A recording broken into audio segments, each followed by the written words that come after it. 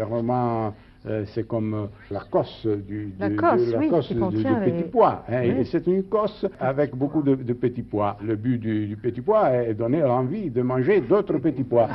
Écrivain italien majeur du XXe siècle, Italo Calvino est un auteur plein de fantaisie et de malice. Toute sa vie, il a tenté de repousser les limites du roman et d'en redéfinir les structures avec ses compagnons de l'Oulipo, le cercle d'écrivains aux expérimentations littéraires aventureuses. Le but de mon roman, c'est de donner envie de lire d'autres romans.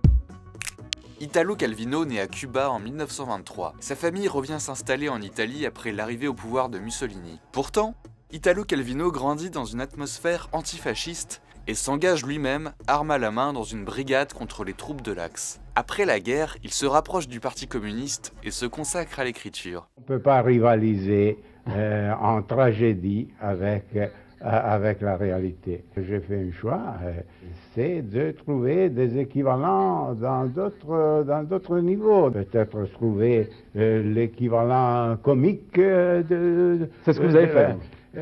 C'est ce que vous avez fait avec le Baron Perché, notamment. En 1957, il publie Le Baron Perché. Dans ce conte philosophique, un enfant désobéit un jour à ses parents et se réfugie dans un arbre duquel il ne redescendra jamais. Peut-être être sur les arbres, c'est un moyen d'être plus proche à celui qu'on vit sur la terre. Parce qu'on le voit, hein? Parce qu'on voit mieux, on voit davantage de choses. Oui, parce qu'il y a cette distance, que c'est mieux de voir mieux.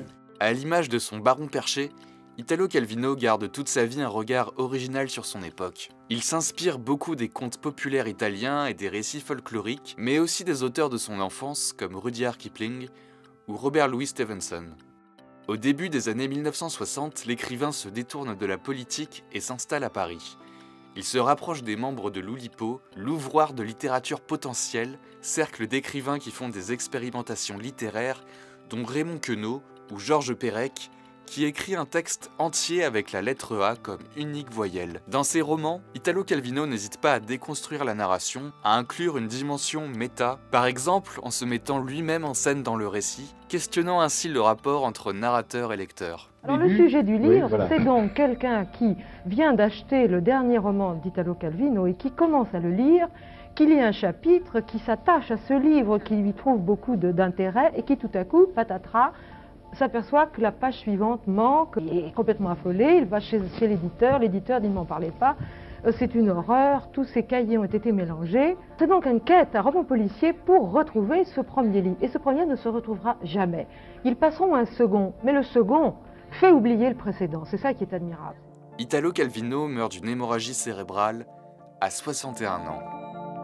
On lit tellement de choses et on oublie beaucoup. Mais je crois que le livre oublié a une force, parce que ça reste quelque chose dans la mémoire. J'aimerais écrire des livres oubliables, parce qu'un livre oublié continue à travailler dans l'inconscient du lecteur.